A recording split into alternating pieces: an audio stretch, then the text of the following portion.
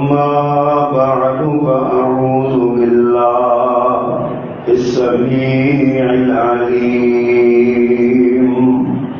وبوجهه الكريم وسلطانه القديم من الشيطان الرجيم من همزه ونفخه ونفثه بسم الله الرحمن الرحيم والفجر وليال عشر والشفع والوتر صدق اللہ العظیم. حمد و ثنا، تعریف و تسبیح، تکبیر و تحلیل، بڑائی، بزرگی، کبریائی کے سارے کلمات اللہ جل جلالہ کے لیے خاص ہیں، تو اکیلا ہی اس ساری کائنات کا خالق و مالک ہے.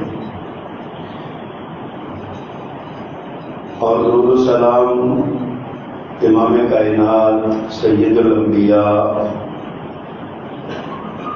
سید الانس والجن، محبوب خدا، محبوب کائنات حضرت سیدنا محمد کریم علیہ تحیۃ و تسلیم کی ذات گرامی کے لیے مختصر کلمات حمد و ثنا کے بعد اللہ اور بندے کا تعلق ایک مہربان مالک اور اس کے غلام کا سا ہے.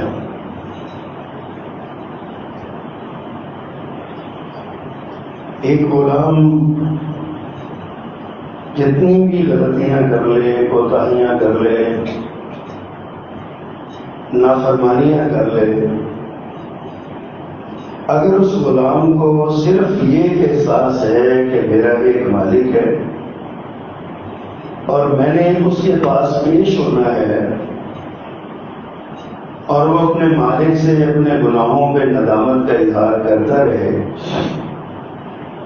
تو وہ اتنا مہربان مالک ہے کہ بار بار کے گناہوں کے باوجود بھی اپنے بندے کو نہ صرف معاف کرتا ہے بلکہ اس نے اپنے بندے کے لیے بہت سے ایسے اعمال جاری فرمائے ہیں، حکم فرمایا ہے، ہدایت دی ہے، جو اعمال انسان کے گناہوں کی بخشش اور اس کے درجات کی بلندی کا سبب بنتے ہیں.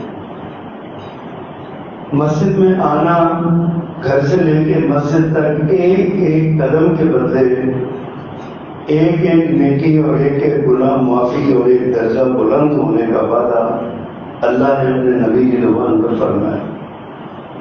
اسی طرح اور بہت سے اعمال ہیں جو بظاہر بہت چھوٹے ہیں لیکن اجر کے اعتبار سے، ثواب کے اعتبار سے بہت بڑے ہیں. آقا نے فرمایا کلمتان حبیبتان الی الرحمن، دو کلمے رحمان رب کو بڑے پیارے ہیں، خفیفتان علی اللسان، وہ زبان پر بڑے ہلکے ہیں لیکن ثقیلتان فی المیزان، جب وہ ترازو میں رکھے جائیں گے تو بہت بھاری ان کا وزن ہو جائے گا. وہ کیا ہے؟ سبحان اللہ و بحمدہ سبحان اللہ العظیم. ایک کلمہ ہے سبحان اللہ و بحمدہ اور دوسرا کلمہ ہے سبحان اللہ العظیم.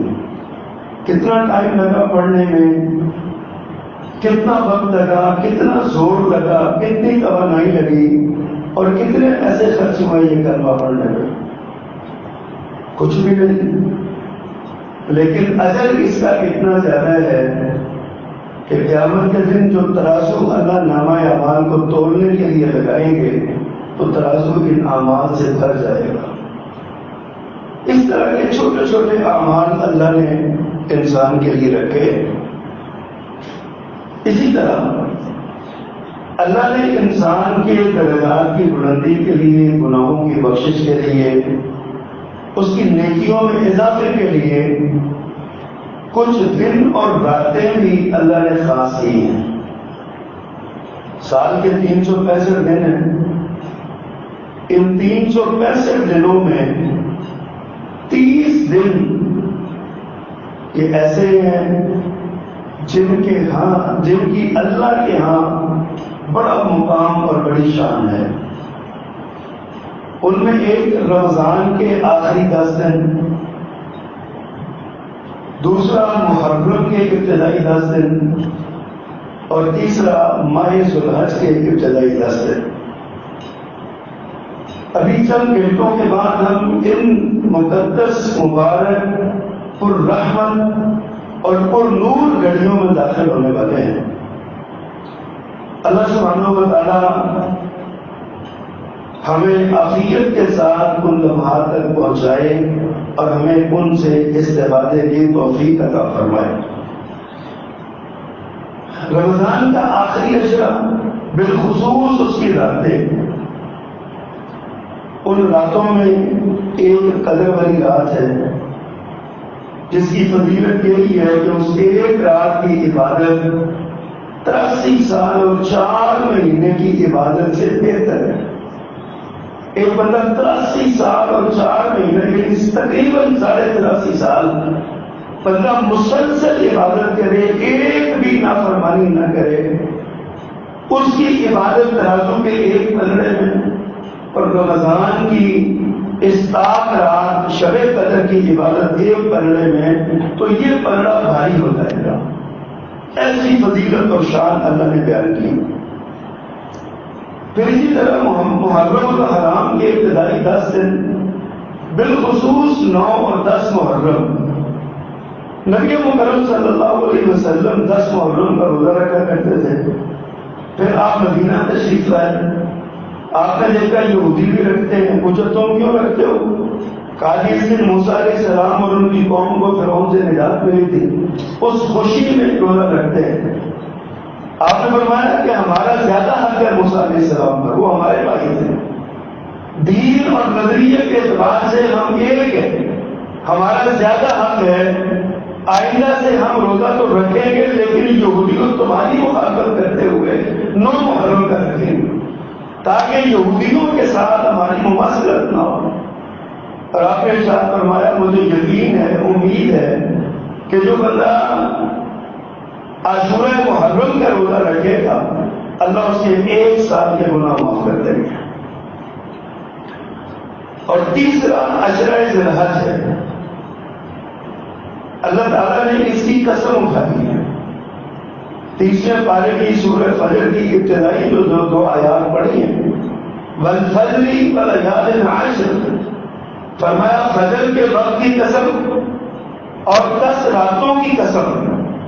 علماء مفسرین نے اس بات پر اتفاق کیا ہے، نبی مکرم صلی اللہ علیہ وسلم کا بھی فرمان ہے، وليال عشر سے مراد ماہ ذوالحج کے ابتدائی 10 دن ہیں، یکم ذی الحج سے لے کر 10 ذی الحج تک، یہ والا یاد عاشر ہے۔ یہ 10 دن بڑی فضیلت اور بڑی شان والے ہیں۔ کیوں؟ اس مہینے میں، ان 10 دنوں میں ساری بڑی عبادتیں اکٹھی ہو جاتی ہیں، نماز، روزہ، حج، صدقہ، یہ ساری عبادتیں اس مہینے میں اکٹھی ہو جاتی ہیں۔ ان 10 دنوں میں ایک یوم عرفہ ہے، ایک یوم النحر ہے، ایک یوم القر ہے، اور ایام التشریق ہے۔ یہ اپنی جگہ پر ایک ایک دن فضیلت والا اور اہمیت والا ہے۔ اللہ اکبر۔ قرآن کریم میں فاذکروا اللہ فی ایام معلومات، گنے ہوئے معلوم دنوں میں اللہ کو یاد کرو۔ صحابہ کرام فرماتے ہیں ایام معلومات سے مراد ایام العشر ہے، ذوالحج کے ابتدائی 10 دن اس سے مراد ہے۔ نبی محترم صلی اللہ علیہ وسلم کا فرمان عالی شان ہے، آپ نے فرمایا دنیا کے سب سے افضل ایام یہ ماہ ذیالحج کے ابتدائی 10 ایام ہیں. فرمایا افضل ایام الدنیا ایام العشر. افضل ایام الدنیا، دنیا جہان کے سارے دنوں سے بہتر ایام العشر ماہ ذیالحج کے 10 دن. اللہ اکبر. کیوں؟ عظمت کیا ہے، شان کیا ہے؟ اس میں یوم عرفہ ہے، اس میں یوم النحر ہے، اس میں یوم القر ہے، اس میں ایام التشریق ہے، اس میں روزے کی فضیلت ہے، اس میں ساری عبادتیں جمع ہو جاتی ہیں. اس لیے فرمایا یہ سب سے عظیم اور بڑے دن ہیں اللہ کے ہاں یہ ابتدائی 10 دن. میرے آقا نے ارشاد فرمایا من عمل فی ایام افضل منها فی هذه قالوا ولا الجہاد قال ولا الجہاد. میرے آقا نے ارشاد فرمایا ان 10 دنوں میں کیا ہوا عمل باقی کے سارے دنوں میں، سال کے 365 میں سے جو باقی 355 دن بنتے ہیں، ان 355 دنوں کے اعمال سے زیادہ ان 10 دنوں کے عمل کا ثواب زیادہ ہے، شان زیادہ ہے، فضیلت زیادہ ہے.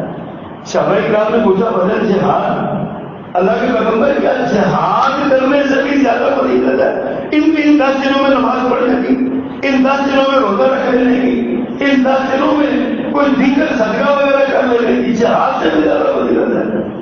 امام کائنات نے فرمایا بدل جہاد، ہاں جہاد سے بھی زیادہ ان کی فضیلت. جہاد بھی اس مقام کو نہیں پہنچتا. الا رجل خرج يقاتل بنفسه وماله فلم يأتي بشيء. ہاں ایک شخص ہو سکتا ہے جس کا عمل باقی لوگوں کے عمل سے افضل ہو، وہ یہ کہ وہ اپنی سواری لے کر، اپنا مال لے کر اور اپنی جان لے کر میدان جہاد میں نکلے، دشمن سے لڑائی کرے، مقصد اعلاء کلمت اللہ ہو، اللہ کے نام کی سر بلندی کے لیے لڑنا مقصد ہو. تو فرمایا ایسا بندہ پھر واپس نہ آئے، خود شہید ہو جائے، اس کا گھوڑا مارا جائے، اس کا مال لوٹ لیا جائے. فرمایا جس کے یہ 3 عمل ہیں اس کا اجر باقی لوگوں سے زیادہ ہو سکتا ہے، ورنہ باقی کسی کا اجر اتنا نہیں ہے جتنا ان 10 دنوں میں نماز پڑھنے کا، روزہ رکھنے کا، ذکر اذکار کرنے کا، تکبیرات کہنے کا عمل. آپ اندازہ کریں کتنی بڑی اللہ کے ہاں فضیلت ہے ان 10 دنوں میں، کتنی شان ہے اللہ کے ہاں ان ایام کی، کس قدر مقام بلند ہے اللہ کے ہاں ان ایام کا. کیا شان ہے، کیا اللہ تعالیٰ نے اس کے اندر رکھا ہے. اللہ اکبر. اس میں سب سے پہلے یوم عرفہ آتا ہے. یوم عرفہ ہوتا ہے 9 ذیالحج کو. یہ دن ہے جس دن حج کا رکن اعظم وقوف عرفہ کیا جاتا ہے. اس دن حج ہوتا ہے، وقوف عرفہ. نبی مکرم صلی اللہ علیہ وسلم فرمایا ما من یوم اکثر من ان یعتق اللہ عز وجل فیہ افضل من النار من یوم عرفہ انه لیدنو عز وجل ثم یباہی بهم الملائکہ فیقول ما اراد هؤلاء.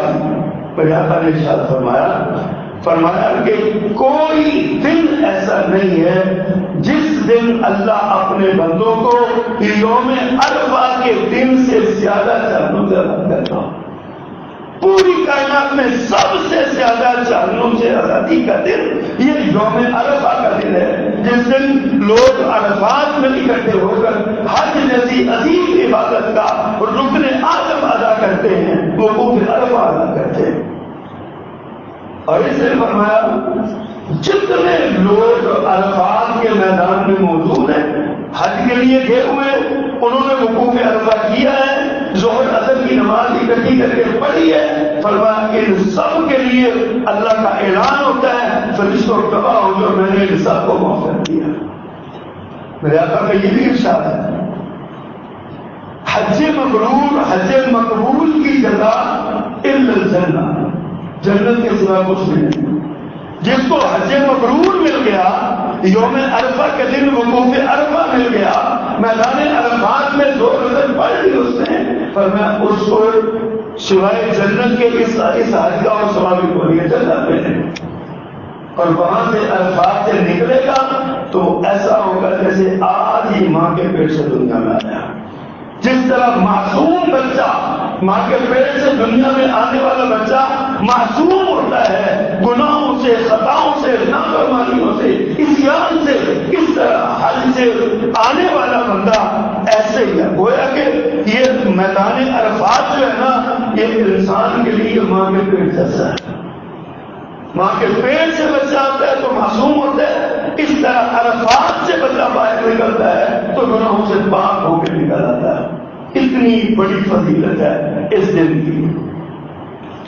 اللہ تعالیٰ فرماتا اس دن وہ اللہ کے بہت قریب ہو جاتے ہیں. اللہ تعالیٰ کے بہت قریب ہو جاتا ہے. تم میں جبائی بہم الملائکہ، پھر اللہ ان بندوں پر فرشتوں میں فخر کرتے ہیں اور کہتے ہیں فیقول ما اراک ہؤلاء، یہ کیا چاہتے ہیں یہ بندے، یہ ایک ہی کپڑا پہن کے دو کپڑوں کے احرام میں جو ہے نا وہ کفن کی صورت میں تقریباً یہ بندے میرے پاس آئے ہیں، جنونیوں کی طرح، دیوانوں کی طرح پھر رہے ہیں. کبھی مینا میں جاتے ہیں، عرفات میں پہنچتے ہیں، مینا میں جاتے ہیں، مزدلفہ میں آتے ہیں، مشعر حرام پہ جاتے ہیں، اور جناب کبھی واپس بیت اللہ میں آ کے طواف کرتے ہیں، پھر وہاں پہ واپس جاتے ہیں، کنکریاں مارتے ہیں شیطان کو. یہ دیوانوں کی طرح کیوں بھاگ رہے ہیں؟ اللہ پوچھتے ہیں بتاؤ یہ کیا چاہتے ہیں؟ اور اس سے کہتے ہیں اللہ انہوں نے کیا چاہنا ہے، اپنے گناہوں کی بخشش ہی تو چاہتے ہیں. اللہ فرماتے ہیں پھر جاؤ دعا اور رب نے ان کو معاف کر دیا. اللہ کو یہ ادائیں اتنی پسند آتی ہیں، اللہ کو یہ محبت اتنی ہے ان لوگوں کے ساتھ، ایسے لوگوں کے ساتھ جو پہنچتے ہیں وہاں پہ اللہ سے ڈرتے دل سے دعا کیا کریں اللہ ہمیں لے جائے اور بار بار لے جائے. یہ جنونی سفر، یہ 20-25 کلومیٹر کا سفر، یہ ہر انسان، ہر مومن کے دل کی تمنا ہے کہ کون سی گھڑی ہو میں اس سفر کا شریک بن جاؤں. احرام باندھا ہوا ہے، گرمی کی پرواہ نہیں، سردی کی پرواہ نہیں، بارش کی پرواہ نہیں، کسی اور چیز کی پرواہ نہیں ہے، سفر کی دوری کی پرواہ نہیں ہے، بھاگتا پھر رہا ہے، کبھی کہیں جا رہا ہے، کبھی کہیں آ رہا ہے. اور یہ سارے معاملات اللہ کو بڑے پسند ہیں. اس لیے اللہ نے ان دنوں میں یوم عرفہ رکھا ہے. اہل عرفہ کے لیے عام مغفرت کا اعلان کر دیا گیا. دوسرا فرمان اس میں یوم نحر ہے، یوم القرب ہے. حدیث میں آتا ہے اعظم الایام عند اللہ یوم النحر و یوم القرب. اللہ کے ہاں سب سے بڑے دنوں میں سے ایک یوم النحر ہے، دوسرا یوم القرب ہے. یوم النحر کا تو سب کو پتا ہے جس دن قربانیاں ہوتی ہیں. عید الاضحیٰ کا دن 10 ذی الحج یوم النحر ہے. اس دن جانوروں کا اللہ کی رضا کے لیے اپنے پیسے قربان کر کے جو جانور لائے جاتے ہیں اللہ کو راضی کرنے کے لیے ان کی قربانیاں کی جاتی ہیں، وہ لایا جاتا ہے. یوم القرب سے کیا مراد ہے؟ فرمایا یوم النحر کے بعد والا دن جو ہے 11 ذی الحج، یہ بھی بہت بڑا دن ہے، یہ بھی بڑا عظیم دن ہے. اللہ کے اس دن کی بھی بڑی شان ہے. یہ 11 ذی الحج کا دن جو ہے، لیکن جو 10 ذی الحج کا ہے قربانی کے لیے سب سے زیادہ اہم دن یہی دن ہے. قربانی بہت بڑی عبادت ہے. ہم نے اس کو اسٹیٹس سمبل بنایا ہوا ہے، ہم نے اس کو ایک رسم کے طور پہ لیا ہوا ہے. اگر 2-3 بھائی الگ الگ کاروبار کرتے ہیں، الگ الگ مکانوں میں ہیں، تو ہم ایک دوسرے کے ساتھ حصہ ڈالتے ہیں، کہتے ہیں آج تم کر لو، کل میں کر لوں گا، پرسوں غلام بھائی کر لے گا. اس طرح 3 دن ہمارے سب اکٹھے ہوتے رہیں گے، قربانی نہ ہوں گی. ایک لحاظ سے یہ ٹھیک ہے، سب اکٹھے ہو جاتے ہیں، لیکن عظمت اور فضیلت کے اعتبار سے قربانی کرنے کے لیے یوم النحر سب سے بہترین ہے. جو دوسرے دن جاتا ہے اس کا پہلے کی نسبت کم اجر ہوتا ہے، جو تیسرے دن جاتا ہے وہ کم اجر ہوتا ہے، جو چوتھے دن جاتا ہے اس کا اجر ہوتا ہے لیکن کم ہوتا چلا جاتا ہے. ایام التشریق جتنے بھی ہیں یہ قربانی کے دن ہیں، قربانی کرنے کے دن ہیں. اور ایام التشریق کون سے ہیں؟ یہ یوم القرب سے شروع ہوتے ہیں، یعنی 11 ذی الحج سے 11، 12 اور 13 یہ ایام التشریق ہے. اور یوم النحر 10 ذی الحج کا، 10 ذی الحج قربانی کا دن ہے. اس کے بعد ایام التشریق ہے، ایام التشریق قربانی کا دن ہے، گویا 13 دن حج، عید سے تیسرے دن چوتھے دن جا کے جس کو ہم کہتے ہیں قبل از مغرب تک بندہ قربانی کر سکتا ہے۔ یہ سارے قربانیوں کا دن ہے۔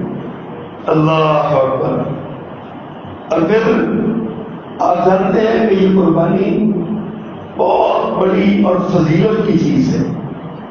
نبی مکرم صلی اللہ علیہ وسلم کا ارشاد ہے، آپ کا عمل ہے، صحابی کہتے ہیں اقام رسول اللہ صلی اللہ علیہ وسلم بالمدینہ 10 سنین یضحی کل سنہ، اللہ کے پیغمبر مدینے میں 10 برس آپ نے قیام کیا اور آپ نے ہر سال قربانی کی۔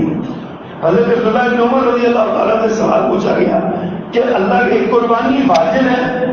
تو آپ نے فرمایا ضحیٰ رسول اللہ صلی اللہ علیہ وسلم والمسلمون، مسلمان اور رسول اللہ صلی اللہ علیہ وسلم ہر سال قربانی کرتے ہیں۔ اس نے کہا نہیں، میرا سوال یہ نہیں ہے، میرا سوال یہ ہے کہ قربانی واجب ہے، لازم ہے؟ تو حضرت عبداللہ بن عمر رضی اللہ عنہ فرماتے ہیں التعقل، وہ کیا تمہیں سمجھ نہیں آ رہی؟ عقل نہیں ہے تمہارے اندر؟ تمہیں سمجھ نہیں آ رہی؟ ضحیٰ رسول اللہ صلی اللہ علیہ وسلم والمسلمون، رسول اللہ صلی اللہ علیہ وسلم اور مسلمان قربانیاں کیا کرتے ہیں، ہر سال قربانی کرتے رہے ہیں۔ یہ واجب ہونا، فرض ہونا، لازم ہونا یہ ایک الگ بحث ہے۔ میرے نبی صلی اللہ علیہ وسلم کی سنت ہے کہ آپ نے قربانی کی، آپ نے قربانی، اور آپ دیکھیے آپ کا شوق کتنا ہے۔ آپ حجۃ الوداع کے موقع پر گئے، آپ نے 100 اونٹ ذبح کیا، 100 اونٹ ذبح کیا قربانی کا۔ کہاں سے آپ نے خریدا ہوگا یہ 100 اونٹ اور کس طرح؟ اور ان میں سے قریباً 63 اونٹ آپ اپنے ہاتھ سے ذبح کیے، باقی حضرت علی رضی اللہ تعالیٰ نے دے دی تم کرو۔ مطلب یہ کہ اس قدر آپ کی نظر میں اس کی اہمیت ہے یوم النحر کے دن، اور آپ نے 100 کے 100 ہی یوم النحر کو کیے، 100 کے 100 اونٹ آپ نے یوم النحر کو کیے، یعنی 10ویں ذی الحج کو آپ نے کی۔ یہ فضیلت کی بات ہے، شان کی بات ہے، مقام کی بات ہے۔ اللہ کے نبی صلی اللہ علیہ وسلم من وجد ساعۃ ان یضحی، آپ دیکھیے ذرا غور کیجیے کیسا جملہ بیان کرنے والا ہے۔ من وجد ساعۃ ان یضحی، جو بندہ قربانی کی سکت رکھتا ہے، طاقت رکھتا ہے، اس کے پاس گنجائش موجود ہے، فرمایا فلم یضحی، پھر وہ قربانی نہیں کرتا، فلا یحضر مصلانا، پھر وہ عید پڑھنے بھی نہ آئے۔ جو قربانی کی طاقت کے باوجود قربانی نہیں کرتا، آپ فرماتے ہیں فلا یحضر مصلانا، پھر وہ ہمارے عیدگاہ میں نہ آئے۔ گویا کہ آپ نے بین السطور یہ آپ نے تنبیہ فرمائی ہے کہ اس بندے کا اسلام سے کیا تعلق ہے۔ قربانی جیسی عظیم عبادت کو چھوڑ رہا ہے، قربانی جیسے عظیم عمل کو چھوڑ رہا ہے اور طاقت کے باوجود چھوڑ رہا ہے، تو پھر اگر طاقت نہیں ہے کسی کے پاس تو کوئی حرج نہیں، پھر کوئی بات نہیں، پھر نہ کرے۔ طاقت نہیں ہے تو نہ کرے، لیکن طاقت ہے، سکت ہے، پیسے ہیں، کاروبار چلتا ہے، گنجائش نکلتی ہے، تو اس کو چاہیے کہ وہ قربانی کرے۔ پھر ہمارے یہاں یہ بھی ایک عجیب سا ماحول بنا ہوا ہے، قربانی ہم نے اپنے گھر میں لا کے کرنی۔ اگر آپ کے پاس طاقت نہیں ہے زیادہ کی، اب ایک بکرا لینے کے لیے 80-90 ہزار روپیہ نہیں ہے بھائی آپ کے پاس، تو آپ نے ایک گائے میں حصہ ڈالنے کا حکم دے دیا۔ گائے میں حصہ ڈال دو، 20-25 ہزار روپیہ، آج کل جو ہے نا وہ 20-25-30 ہزار روپے کا گائے کا حصہ بن جاتا ہے، ایک حصہ بن جاتا ہے۔ آپ کسی جگہ پر دیانتدار اور مباحث لوگوں کے ساتھ آپ گائے کی قربانی میں شریک ہو جائیں، آپ ایک حصہ قربانی کا آپ کر کے لائیں گے، ایک بکرا ذبح کرنے کے مترادف ہے، ایک پوری قربانی کرنے کے مترادف ہے، آپ کو پوری قربانی کا اجر ملے گا۔ ایک گائے میں اللہ کے نبی نے 7 حصے مقرر فرمائے، یعنی ایک گائے خریدنے میں 7 لوگ شریک ہو جائیں، 7 گھرانوں کی قربانی ہو جائے۔ یہ شان نبی مکرم سے سب نے دی، آسانی میں دی۔ ہم کیا کرتے ہیں، ایک بندہ قربانی کے لیے بیل لے کے آتا ہے، وہ کہتے ہیں ایک حصہ قربانی کا، 2 سے فلاں مدد عقیقہ، 2 سے فلاں مدد عقیقہ، 2 سے میرے تیسرے 6 عقیقے نکال دیے، 3 عقیقے نکال دیے، اور جناب ایک قربانی کر دی۔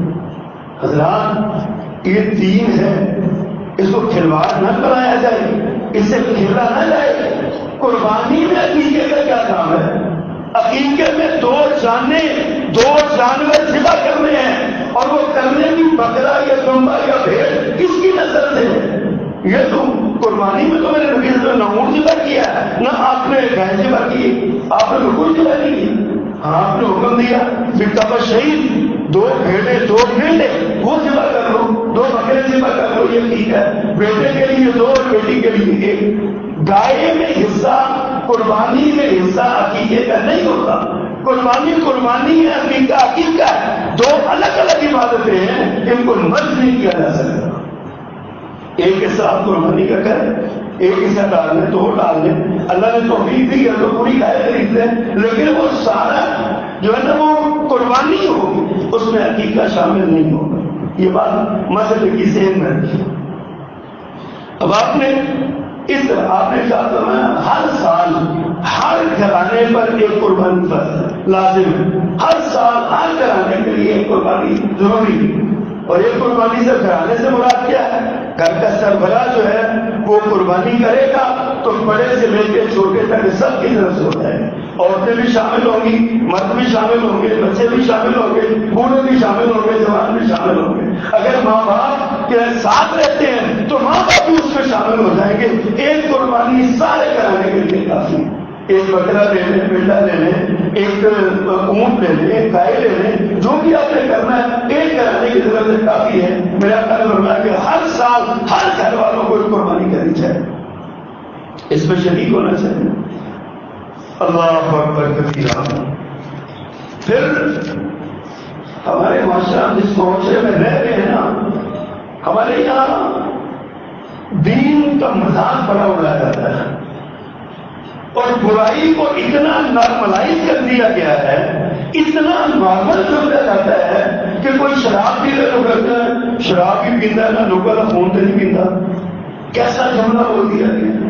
شراب بھی پیتا ہے نا، لوگوں کا خون تو نہیں پیتا، غریبوں کا خون تو نہیں پیتا۔ یہ ہمارے عام نارملائز کر دیا گیا شراب پینے کو، بدکاری کو، گناہ کو عام اس میں کر دیا گیا۔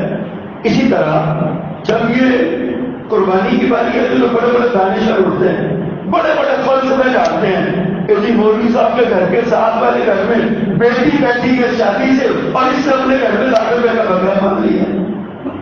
ان کو بیٹی جب آپ 2.5-3 لاکھ روپے کا آئی فون پرو میکس خریدتے ہو اس وقت وہ بیٹی کیوں نہیں یاد آتی؟ جب آپ 30-35-40 لاکھ روپے کی گاڑی اپنے دروازے پہ لاتے ہو اس وقت وہ بیٹی کیوں نہیں یاد آتی؟ جب آپ اپنی شہرت کے لیے اپنے بیٹے کی شادی پہ، اپنی بیٹی کی شادی پہ لاکھوں روپے اگاڑتے ہو اس وقت کون سا کی بیٹی کیوں نہیں یاد آتی؟ یہ بیٹیاں اسی وقت یاد آنی ہوتی ہیں جب اللہ کے دین کا ایک اہم جز پورا کیا جا رہا ہے، ایک اہم عبادت کی جا رہی ہے۔ حج ہوتا ہے تو بڑی تکلیف ہوتی ہے، یہ سارے حج میں چلے جاتے ہیں، حاجی صاحب حج لگے ہوئے ہیں، پیچھے سے جناب یہ ہمسایوں کی بیٹی بیٹھی ہے، فلاں بندہ بھوکا رہ گیا، اس کا حاجی صاحب کا دکان پہ ملازمت کرنے والا بھوکا ہے، اس کو 25 لاکھ تنخواہ ملتی ہے، حاجی صاحب ہاتھ پہ چلے رہتے ہیں، عمرے پہ چلے رہتے ہیں۔ نبی مکرم صلی اللہ علیہ وسلم کا فرمان ہے تابعوا بین الحج والعمرہ، حج اور عمرہ مسلسل کرو، پیدل طے کرو۔ فرمایا حج اور عمرہ تمہاری غریبی ختم کرے گا اور تمہارے گناہوں کو ایسے پاک کرے گا جیسے آگ لوہے سے زنگ اڑاتی ہے، ایسے پاک کر دے گا یہ تمہارے گناہوں سے۔ اور بار بار حج، یہ میرے نبی صلی اللہ علیہ وسلم کا فرمان، کھیل تماشا نہیں ہے، کسی مفتی کا فتویٰ نہیں ہے، امام کائنات کی زبان سے جو ماجن سے بولے رہا ان ہوا الا وحی ہوا، جو وحی کے بغیر بولتے ہی نہیں ہے، یہ ان کا فرمان ہے۔ آپ نے کیا کرنا؟ 5 بار عمرہ کرو، 5 بار حج کرو، پیدل پہ حج اور عمرہ کرتے رہو۔ اس لیے فرمایا سے تمہارے گناہ معاف ہوں گے اور تمہاری فقر اور تمہارا فقر اور تمہاری غریبی ختم ہوگی۔ آج کھانا دیا جائے بھائی اس کے ساتھ جو اس کی ملازمت سے جو طے ہوا ہے وہ اس کو مل نہیں رہا، اس کو اس کی محنت کا صلہ مل رہا ہے، اس کے بعد اللہ نے اس کو مالک بنایا ہے، نفع ٹھہرا ہوا ہے، یہ شاید آپ کو کیا تکلیف ہے؟ اصل تکلیف آپ کو، اچھا یہ جتنے سیکولر کافیز ہیں نا ان کو ہندوؤں کا کسی تہوار سے، کسی ہولی سے، دسہرے سے، کسی تہوار سے تکلیف نہیں ہوتی، عیسائیوں میں کرسمس اور ایسٹر سے کوئی تکلیف نہیں ہوتی ان کو کہ وہاں پہ 3 روپیہ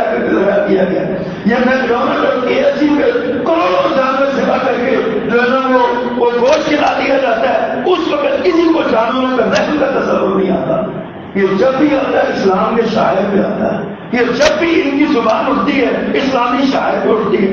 اور ہمارا عام سادہ اور مسلمان اس سے متاثر ہو جاتا ہے. یار دادے سے قربانی تو کرنی ہے, چلو ابھی چاچے نے تھی رضا کرا دی, قربانی رہ لیتے ہیں ہمارے. اور لوگ پتہ کرتے ہیں قربانی کا وقت آ گیا نا جی آپ قربانی نہیں کر رہے کہ میں نے اپنے بیٹے کی شادی کرنی ہے اس لیے میں اس مرتبہ قربانی نہیں کر رہا ہوں. اللہ کے بندوں قربانی الگ ہی بات ہے اور بیٹے کی شادی کرنا الگ ذمہ داری ہے. وہ اپنی جگہ پر اس میں آپ نے کس نے کہا کہ آپ لاکھوں روپیہ لگا دیں, نہ لگائیں اس پر سادہ سا کر لیں شادی. اس پر تو جو بھانڈ اور مراسی اور کنجر ناچنے والے آتے ہیں ان کو لاکھوں روپیہ دے دیتے ہیں, ان کو لاکھوں روپیہ اگا دیتے ہیں, پرواہ نہیں کرتے اور کہتے ہیں میں قربانی اس بات سے نہیں کر رہا کہ میں بیاہ کرنا مجھے تھا, میں نے شادی کرنی ہے بیٹی کی اس لیے میں نہیں کر رہا.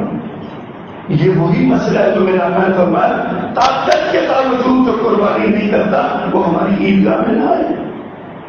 فلا یحضر سلانہ وہ ہماری عیدگاہ میں نماز پڑھنے نہ آئے. کیوں؟ اس میں ایک بین السطور دھمکی ہے, پیغام ہے. امام کائنات فرماتے ہیں اس کی اسلام کے ساتھ کیا تعلق ہے. اس کا جو طاقت کے باوجود اللہ کا حکم پورا نہیں کر رہا نماز عید پڑھنے کے لیے سب سے آگے آیا ہوا. اپنے عقیدے کو درست کیجیے, عقیدے کی اصلاح کیجیے. یہ جو آج ہمارے ساتھ ہو رہا ہے نا اس کی یہ وجہ ہے ہم دین سے دور ہے بہت زیادہ, اور اس کی وجہ سے آج ہمیں ہر بندہ ہمارے دین میں نقل لگانے کو تیار ہے. میں اکثر یہ بات کہتا ہوں آج ہمیں سب سے بڑا چیلنج جو پیش ہے نا وہ چیلنج وہ ہمارے ایمان کے تحفظ کا چیلنج ہے.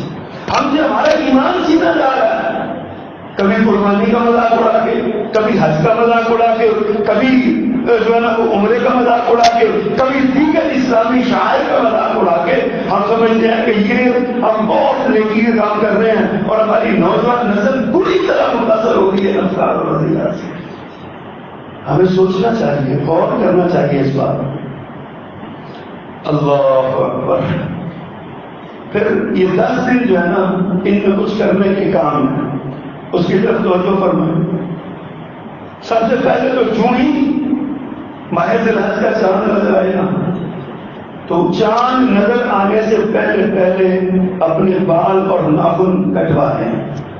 عید الاضحیٰ تک یعنی قربانی تک اجازت نہیں ہے بال اور ناخن کاٹنے کی, بالخصوص جنہوں نے قربانی کا ارادہ کر رکھا ہے.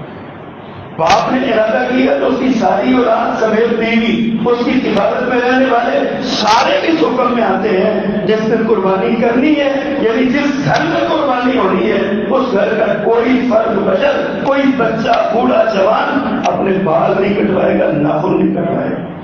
یہ پہلا حکم ہے. لوگ اس پر بڑی, اب پہلے کبھی بڑا عمل ہوتا تھا, لوگ بڑی محبت کرتے تھے. جتنی بھی فیملی تھی نا ان 10 دنوں میں لوگ اپنی داڑیاں چھوڑ دیتے تھے, ناخن بال چھوڑ دیتے تھے اور یکم سے پہلے یہ سارے کام کر لیتے تھے. لیکن اب تو بالکل وہی دین سے دوری. ہر بندہ دفتر جانے کے لیے ربڑ کا شیو کروا کے جاتا ہے. ہر بندہ کوئی پرواہ نہیں کرتا کہ میرے بال اور ناخن میں نے قربانی کرنی ہے, مجھے حکم دیا گیا کہ نہیں ایسا کرنا, تم نے پرواہ نہیں کرتے ہم ساتھ. نبی مکرم صلی اللہ علیہ وسلم نے باقاعدہ حکم دیا ہے جو قربانی کا ارادہ رکھتا ہے اسے چاہیے کہ ذوالحج کا چاند نظر آنے کے بعد اپنے بال اور ناخن نہیں کٹوائے گا الا جب وہ قربانی کرنا ہے. اپنی قربانی ذبح کرنے کے بعد وہ بال اور ناخن کٹوائے. 10 دن کی مشقت ہے, برداشت کر لے, کچھ نہیں ہوتا. اگر تھوڑے سے بال بڑھ جائیں گے تو کچھ نہیں ہوتا. جنہوں نے رکھی ہوئی ان سے پوچھ لیں, کچھ بھی نہیں کہتی ہے, کسی کو بھی نہیں کچھ کہتی, نوجوانوں کو بھی نہیں کہتی, بوڑھوں کو بھی نہیں کہتی, بالکل چٹکی نہیں کاٹتی, بالکل یہ جو ہے نا وہ خارج نہیں کرتی, کچھ نہیں ہوتا. 4 دن رکھ کر دیکھیں, شاید اللہ آپ کو توفیق دے دے, اس کے بعد آپ فقیرہ کریں. یہ تو اللہ کی توفیق سے ممکن ہے نا, اللہ کی توفیق سے ممکن ہے. اللہ تعالیٰ ہم سب کو توفیق عطا فرمائے. اللہ اکبر. اس کے بعد زیادہ سے زیادہ نیک اعمال کریں. جو بھی زیادہ تسبیحات پڑھیں، ذکر اذکار کریں، تکبیرات کہیں، اللہ اکبر اللہ اکبر، لا الہ الا اللہ اللہ اکبر اللہ اکبر وللہ الحمد۔ حضرت ابو ہریرہ رضی اللہ تعالیٰ عنہ دیگر صحابی بازار میں جایا کرتے تھے، بازار میں جب یکم دن آ جاتی تو بازار میں چلے جاتے تھے، اور جو اونچی آواز میں تکبیر پڑھتے ان کی دیکھا دیکھی بازار کے بیٹھے لوگ بھی تکبیر پڑھنے لگتے، اور جب وہ تکبیر پڑھتے تو بازار گونج اٹھتا۔ اور آج آپ نکل کے دیکھیں بازار میں تکبیر پڑھیں، لوگ کہتے ہیں پاگل ہو گئے، انہوں کیوں ہے، اس کو اس نے شور کر دیا، اس کو کیا ہوا، دیکھو تو دے ذرا، اور اگر کوئی بڑا کہے گا تو ہنس کے ڈال دیں۔ ہمیں توہین محسوس ہوتی ہے اللہ کا نام بلند کرنے میں، شرم آتی ہے کہ لوگ کیا کہیں گے، یار پاگل مولا اللہ کر رہا ہے۔ نبی مکرم صلی اللہ علیہ وسلم کا حکم ہو، صحابہ کرام کا اپنا عمل ہو، اللہ کی تکبیرات ہو، تسبیحات ہو، اللہ کی تحلیلات ہو، اور وہ ذکر کرنا، اور ہم اس کی شرم آتی ہے۔ اور ہم نے رکھا ہوا ہر نماز کے بعد 2 منٹ تکبیرات میں پڑھتے ہیں، اور اس کے بعد پھر ہم بھول جاتے ہیں۔ وہ وہی تکبیرات صرف نماز کے بعد کے لیے نہیں ہے، یہ تو ان دنوں میں عام عمل ہے۔ ماہ ذی الحج کے ابتدائی 10 دنوں میں اور ایام تشریق ختم ہونے تک یہ عام عمل ہے، تکبیرات بلند آواز سے پڑھتے جائیں، لیکن ہم یہ نہیں کرتے۔ اللہ اکبر۔ ان دنوں میں گناہوں سے بچیں، روزوں کا اہتمام کریں، بالخصوص یوم عرفہ کا، 9 ذی الحج کا روزہ۔ اب اس میں بھی بڑا اختلاف ہو گیا کہ جب سے فیس بک پہ مفتی آئے ہیں نا، انہوں نے جناب بڑی تباہی مچا دی ہے۔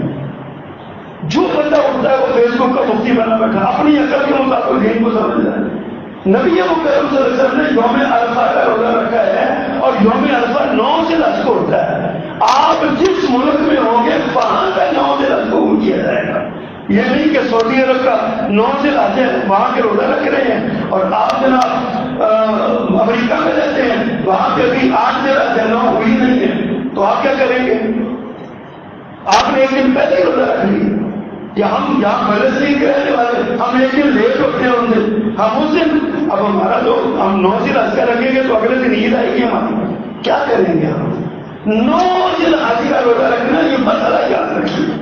یوم عرفہ 9 ذی الحج کو ہوتا ہے۔ دنیا کے جس ملک میں بھی آپ ہیں، آپ کی رویت کے مطابق، شان کے مطابق، جس دن 9 ذی الحج ہے اس دن آپ روزہ رکھیں۔ نبی مکرم صلی اللہ علیہ وسلم نے فرمایا، میں اللہ پر یہ گمان رکھتا ہوں، احتسب علی اللہ، میں اللہ پر یہ گمان رکھتا ہوں کہ اس ایک دن کے روزے سے 2 سال کے گناہ معاف ہو جائیں۔ ایک 9 ذی الحج کا روزہ رکھے، آپ یکم سے رکھنا شروع کر دیں۔ اگر آپ چاند نظر آ گیا تو کل یکم ہو جائے گی، تو یکم سے رکھنا شروع کر دیں، 9 ذی الحج تک رکھتے چلے جائیں۔ ایک ایک دن بڑی فضیلت والا ہے، لیکن اگر آپ نہیں رکھ سکتے، کوئی ایسی رکاوٹ ہے تو 9 ذی الحج کا روزہ ضرور رکھ لیجیے۔ 9 کا روزہ رکھے کہ ملا کر فرمایا 2 سال کے گناہ معاف ہوں۔ ان دنوں میں تکبیرات کا خصوصی اہتمام کریں۔ فرمایا ما من ایام اعظم عند اللہ ولا احب الیہ من العمل فیہن من هذه الايام فاکثروا فیہن التحلیل والتکبیر والتحمید۔ یہ میرے آقا کا حکم ہے۔ فرمایا یہ دن اللہ کی بڑی عظمت والا ہے، اللہ کو ان دنوں سے زیادہ کسی دن کا عمل محبوب نہیں جتنا ان دنوں کا عمل، لہذا فرمایا فاکثروا فیہن من التحلیل والتکبیر والتحمید۔ ان دنوں میں تحلیل، تکبیر، تحمید، تحلیل کا معنی لا الہ الا اللہ، تکبیر کا معنی اللہ اکبر، تحمید کا معنی الحمدللہ، یہ آپ کثرت کے ساتھ پڑھے جو حکم ہوا ان دنوں میں پڑھنا چاہیے۔ اللہ اکبر۔ پھر ان دنوں میں صدقہ کیا کریں، جس طرح رمضان کے مہینے میں آپ زکوٰۃ کے پیسے الگ نکال کے رکھ لیتے ہیں نا، ہر سوالی کو دیتے ہیں، اس طرح ان 10 دنوں میں بھی کچھ پیسے نکال لیں صدقے کے لیے، چاہے 100 روپیہ نکال لیں، روز کے 10 روپے دیتے چلے جائیں، چاہے 1000 روپیہ نکال لیں، روز کا 100 روپیہ دیتے چلے جائیں۔ آپ جتنا اس ماہ کے ان دنوں میں صدقہ دیں گے اتنا زیادہ اللہ کے ہاں اجر اور فضیلت اور مقام اور شان جو ہے نا وہ ملے گی۔ پھر ہم نے ان دنوں میں قربانیاں کرنی ہیں۔ قربانیاں بہیمت الانعام میں سننی چاہیے۔ بھینس کی قربانی نہیں ہوتی، کٹے کی قربانی نہیں ہوتی، قربانی ہوتی ہے بہیمت الانعام کی۔ من البقری والغنم، گائے بھیڑ بکری یہ ساری قسم جتنی بھی ہیں، گائے ہو بیل ہو بھیڑ ہو بکرا ہو میٹھا ہو یا بکری ہو اونٹ ہو، اونٹ کی قسم جو ہے نا وہ اونٹ کی قربانی یہ کرنی چاہیے، اونٹ ہو یا اونٹنی ہو، یعنی یہ چار ہیں، ایک گائے ایک اونٹ ناک اور مادہ دونوں، ایک بکرا اور بکری اور ایک میٹھا اور بھیڑ جس کو ہم کہتے ہیں، اس کی قربانی چترا جس کو ہم کہتے ہیں، اس کی ان چار جانوروں کی قربانی یہ کرنی چاہیے۔ اس کے علاوہ دیکھنا بھی نہیں چاہیے، کسی سے پوچھنا بھی نہیں چاہیے، تحقیقات میں نہیں پڑھنا چاہیے۔ قرآن نے بہیمۃ الانعام کا نام دیا ہے اور بہیمۃ الانعام کی قرآن نے وضاحت کی ہے، تو جب قرآن کہہ رہا ہے کہ یہ چار جانور ہیں بہیمۃ الانعام ہے تو اس کی کرتے دو۔ اگر آپ کو بہیمۃ الانعام نہیں ملتا تو پھر نہ کریں، پھر کر لیں جو ملتا ہے۔ اگر آپ کو بھیڑ نہیں ملتی، بکرا نہیں ملتا، اونٹ نہیں ملتا، گائے نہیں ملتی تو پھر آپ کر لیں جو ملتا ہے، لیکن جب یہ ملتے ہیں دستیاب ہے پھر شک والے معاملے میں نہیں پڑنا چاہیے۔ نبی مکرم کا حکم ہے جو چیز شک میں ڈالے اس کو چھوڑ دو۔ آج تک امت کا اجماع اس بات پر رہا ہے کہ یہ چار ہی جانور بہیمۃ الانعام۔ اب کچھ محققین آئے، انہوں نے نئے نئے مسئلے یہ شروع کر دیے۔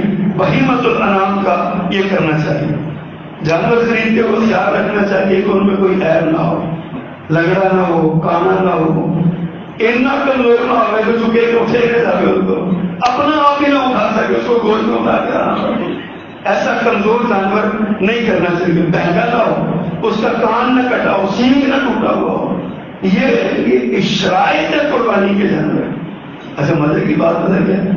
قربانی کے جانور کی یہ شرائط ہے، مہنگا نہ ہو، کانا نہ ہو، اس کی اندھا نہ ہو، وہ کمزور نہ ہو، اس کا کان نہ کٹا ہو، اس کا سینگ نہ کٹا ہو۔ لیکن عقیقے کے لیے کوئی شرط نہیں ہے۔ عقیقے کا جو آپ عقیقہ کرنا چاہتے ہیں کوئی بھی جانور کرتے ہیں، کوئی شرط نہیں۔ قربانی کے جانور کی ایک بڑی اہم شرط ہے، لا تذبحوا الا مسنہ۔ میرے آقا نے فرمایا صرف دوندا ذبح کرنا ہے، دوندا جانور ذبح کرنا ہے۔ اب دودھے کے جانور کا عمر کے ساتھ تعلق نہیں ہے، بعضوں کا جانور سال میں دوندا ہو جاتا ہے، بعضوں کا 1.5 سال میں ہو جاتا ہے۔ یہ دوندا اس کے 2 کان ٹوٹے ہونے چاہیے بس۔ اور ہماری بدقسمتی ایسے یہ بیچنے والے جو بیماری ہیں وہ رگڑ کے کان توڑ دیتے ہیں، لیکن ٹوٹے ہوئے دونوں کان ٹوٹے ہوئے۔ جانور خریدتے ہوئے ان شرائط کا خیال رکھیں، ایسا نہ ہو کہ آپ جانور خرید رہے ہیں اللہ کے مجھے قبول ہی نہیں ہے کیونکہ میرے احکامات کے مطابق نہیں، اس کو چلا کے دیکھیں، اس کی آنکھوں پہ نظر کریں۔ آج کل یہ بھی روایت ہے رات کو خریداری کرنی ہے، پھر فراڈ ہو جاتا ہے۔ اگر 4 لاکھ کا ہم لے کے آتے ہیں دن میں پتہ چلتا ہے کہ یہ مہنگا ہے، اس میں جو نگراہٹ ہے اس میں رات پتہ ہی نہیں چلتا۔ یہ ٹرینڈ بدلی ہے، دن میں جائیے، دیکھ کے لائیے، خریدیے سوچ سمجھ کے۔ یہ کیا جی رات کو 10 بجے کے بعد جائیں گے، منڈی میں جائیں گے، دیکھیں گے، پھر لے کے آئیں گے، اس طرح فراڈ ہو جاتا ہے، دھوکہ ہو جاتا ہے۔ بیچنے والا تو بیچ کے چلا جائے گا، آپ کا نقصان ہو۔ جانور خریدتے ہوئے احتیاط کریں بہت زیادہ۔ ایک گائے میں 7 حصے ہوتے ہیں، اونٹ میں بھی 7 حصے ہوتے ہیں، لیکن اگر سفر ہو تو اونٹ کے 10 حصے ہو سکتے ہیں۔ نبی مکرم نے سفر میں اونٹ کے 10 حصے کیے، 10 حصوں میں شامل کیا، اور گائے میں 7 حصے شامل کیے۔ اور ایک بار آپ مقیم حالت میں تھے تو آپ نے اونٹ میں بھی 7 حصے کیے اور گائے میں بھی 7 حصے کیے۔ تو اونٹ اور گائے میں 7 حصے جو ہے نا یہ شریک ہونے چاہیے۔ قربانی نماز عید کے بعد کرنی چاہیے، نماز عید سے پہلے کی ہوئی قربانی قبول نہیں۔ اور سب سے بڑی اور اہم جو شرط ہے نا وہ 2 چیزیں ہیں، سب سے بڑی۔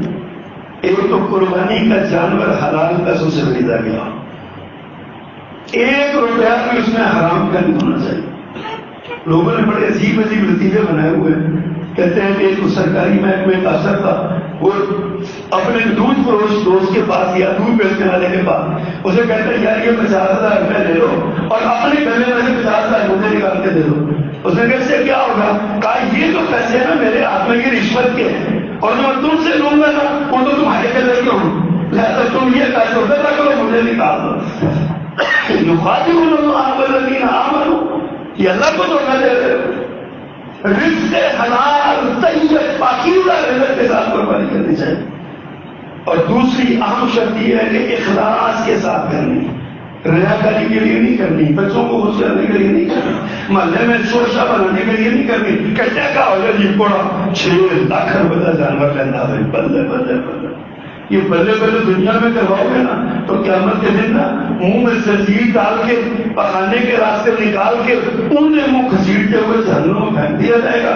اللہ فرمائے گا تمہیں بلے بلے کروانے کے لیے چیزی وہ ہو گئی ہے تیری، میرے پاس کچھ نہیں.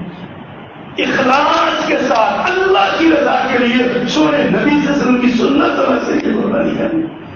جب آپ یہ قربانی کریں گے تو پھر آپ کی قربانی اللہ کے یہاں مقبول ہوگی اور اس کا اجر آپ کے نامہ اعمال میں آئے. لیکن اگر آپ یہ نہیں کریں گے تو پھر ایسی صورت میں قربانی مقبول نہیں ہوگی. طیب مال ہو، نیت میں اخلاص ہو، قربانی رسول اللہ صلی اللہ علیہ وسلم کی شرائط کے مطابق ہو، جو آپ نے چیزیں بتائی ہیں ان عیوب سے پاک ہو، تو پھر قربانی اللہ کی رضا کے لیے مقبول ہوگی. اور ان 10 دنوں میں قربانی کا خاص اہتمام کیجیے اور اذکار کا، تکبیرات کا، اللہ تعالیٰ کی عبادات کا، صدقات کا، خیرات کا، اللہ نے توفیق دی تو حج اور عمرے کا، یہ خاص ان دنوں کے ایام ہیں، یہ کرنے چاہیے.